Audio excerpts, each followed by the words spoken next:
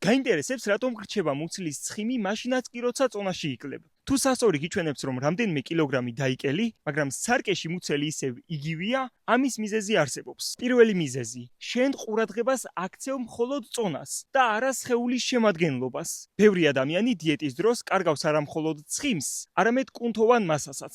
შედეგად წონაში იკლებ, მაგრამ სხეულის ფორმა ისე არ იცვლება, როგორც ელოდი. მეორე მიზეზი: მუცლის ცხიმი, ასე რომ ვთქვათ, ყველაზე ჯიუტია. ორგანიზმი ხშირად ჯერ სახიდან, ხელებიდან ან ფეხებიდან იწყებს ცხიმის შემცირებას. ხოლო მუცელი ერთ-ერთი ბოლო ადგილია, სადაც ცვლილებები შესამჩნევი ხდება. მესამე მიზეზი: შებერილობა. ხშირად ადამიანი ფიქრობს, რომ ცხიმი ვერ მოიშორა, მაგრამ რეალურად პრობლემა შეიძლება იყოს საჭმლის მონელების პრობლემები, ჭარბი მარილის მიღება, არასაკმარისი წყალი და ცუდი ძილი. ამიტომ თუ წონაში იკლებ და მუცელი ჯერ კიდევ გაწუხებს, ნუ იჩქარებ დასკვნების გამოტანას. ფოკუსირდი არა მხოლოდ კილოგრამებზე, არამედ ცილის საკმარის მიღებაზე, ძალისმიერ ვარჯიშებზე, ხარისხიან ძილზე და პროცესის თანმიმდევრულობაზე. მუცლის ცხიმი აუცილებლად გაქრება, მაგრამ ეს მოითხოვს მოთმინებას და სწორ სტრატეგიას. თუ გინდა გაიგო როგორ დაიკლო ცხიმი და არა უბრალოდ წონა, მომწერე Instagram-ზე ან Facebook-ზე და ჩაეწერე კონსულტაციაზე.